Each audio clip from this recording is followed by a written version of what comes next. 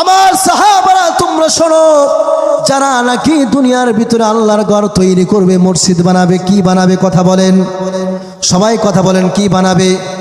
মসজিদ। যারা নাকি আল্লাহর ঘর মসজিদ বানাবে, আমি আল্লাহ রাব্বুল আলামিন বাইতান লাহু ফিল জান্নাহ মান বানা লিল্লাহি মাসজিদান বানাল্লাহু লাহু বাইতান ফিল জান্নাহ।